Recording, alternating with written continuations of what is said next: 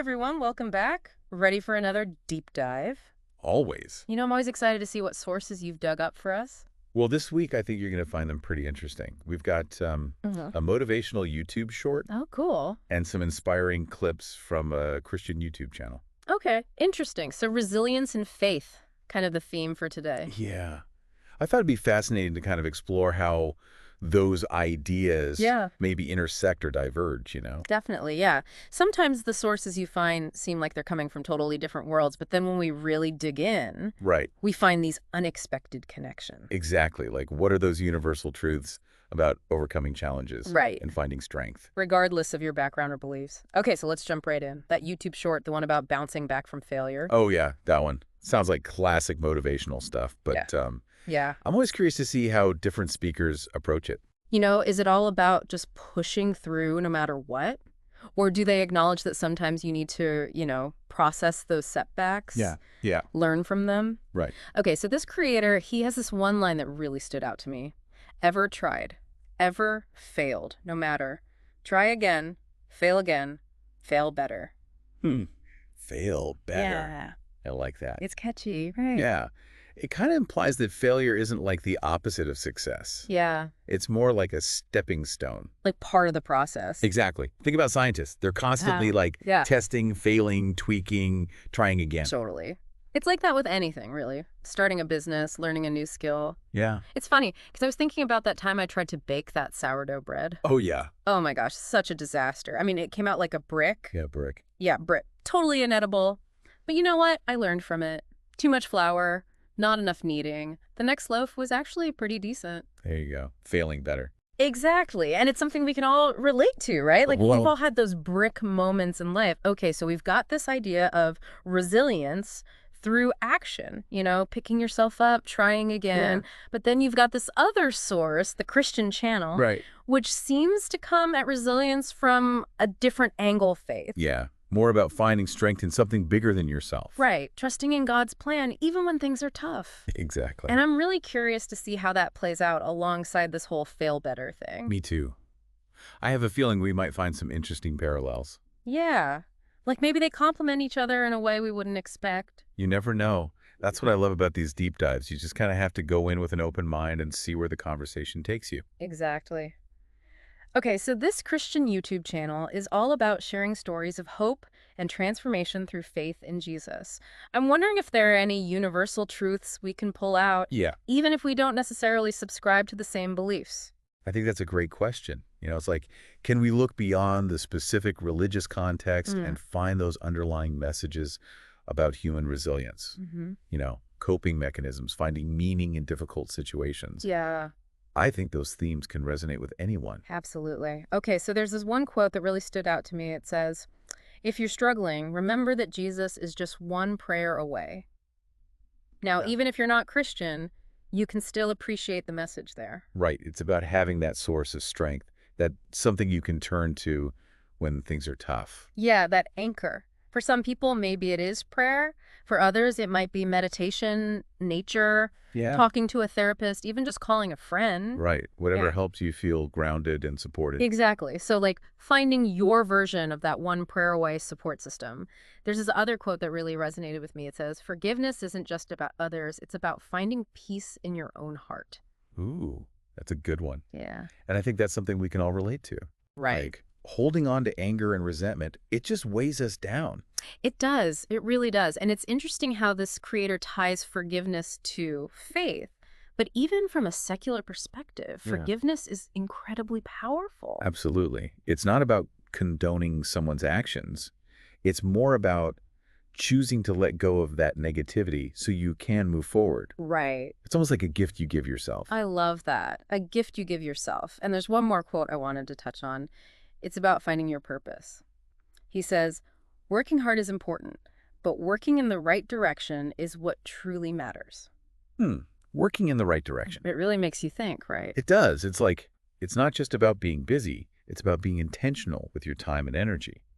And that can be a real challenge these days with all the messages we're bombarded with about productivity and achievement. So true. And it kind of makes me think back to that whole fail better idea. If you're working in the wrong direction, Yeah. maybe those failures are actually valuable because they can push you to reevaluate? It's like they're course corrections. Yeah, exact. Interesting how those two ideas are starting to connect. I know, right? It's like they're two pieces of a puzzle that at first glance don't seem to fit together. Right. But as we explore them further, we're starting to see how they can create a more complete picture. Exactly. And that's what makes these deep dives so fascinating. You just start making connections Yes. and seeing the world in a new way. Okay, I'm ready to keep exploring. So we've been talking about resilience and faith and how these two sources kind of approach those ideas from different angles.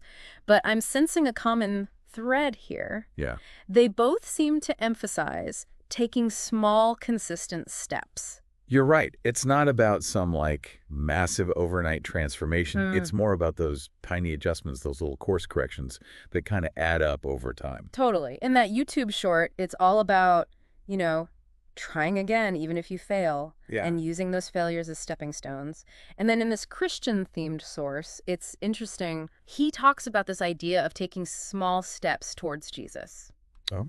He actually says, sometimes it feels like we need to be perfect to follow Jesus, but he only asks for small steps. Each day, I take little steps to get closer to him, and those steps make all the difference.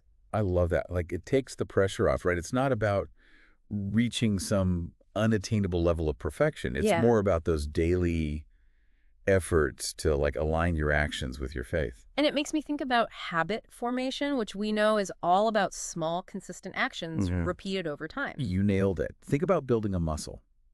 You don't just walk into the gym and lift the heaviest weight. Right. You start small and gradually increase the challenge. It's the same with like personal growth. It's those small, consistent efforts Yeah. that build resilience and create lasting change. And that's where celebrating small victories comes in. It's so easy to get discouraged if we're only focused on the end goal. Yeah. But if we take the time to acknowledge those little wins along the way, Right. it can really boost our motivation. It's like giving yourself little rewards along the path. And it keeps you from getting overwhelmed by, whatever huge goal you're striving for. Yeah. It also helps you stay focused on the process Yeah. rather than getting fixated on some far-off destination. Okay, so we've got small steps, consistency, celebrating wins. But I'm also curious about this idea of finding strength and guidance through faith, which was Yeah. such a big part of that Christian source. I'm wondering if there are any parallels in the motivational speaker's approach. That's a good question. I think it's probably more implicit, Like it's less about relying on a higher power and more about tapping into your own inner drive and determination. Oh, okay. That belief in yourself can be a powerful source of strength, Yep. especially when you're facing setbacks. Right, like having faith in your own ability to overcome challenges. Exactly. And I think it ties back to that whole fail better concept. If you have faith in yourself, Yeah, you're more likely to see failures as opportunities to learn and grow rather than reasons to just give up. totally. And again, that's something anyone can relate to, whether they're religious or not. We all need that belief in ourselves, Yeah. that inner strength to keep going when things are tough. It's interesting to consider how these sources, even though they have such different frameworks, Right. they're both kind of pointing toward that same truth. Resilience requires a strong foundation, whether it's rooted in faith or self-belief or some combination of both. That's such a good point. It makes me think about another theme that stood out in both sources, Yeah. the importance of support and connection. Oh, absolutely. It's like they're both acknowledging that we're not meant to go through these challenges alone. In the Christian source, there's this part where he talks about serving others. Okay. He says it brings joy and a sense of connection to something larger than yourself. And the motivational speaker, I'm guessing he probably focuses more on mentors, and communities that can support you on your journey. Right. It highlights that power of community shared experiences, whether it's a faith community or a support group or a network of mentors or just like your close circle of friends. Yeah. Having those connections can make all the difference. There's something so powerful about knowing you're not alone. It normalizes the struggles. Yeah. Right. It helps you see that those setbacks and failures, they're not some personal flaw. Yeah. They're just part of the human experience. Totally. And both sources kind of touch on this idea that helping others can actually be a source of strength. Yeah. For the Christian guy, it's about serving others as an expression of your faith. But even from a secular perspective, we know that contributing to something bigger than yourself, like helping others, can be incredibly fulfilling and empowering. It's like you shift your focus outward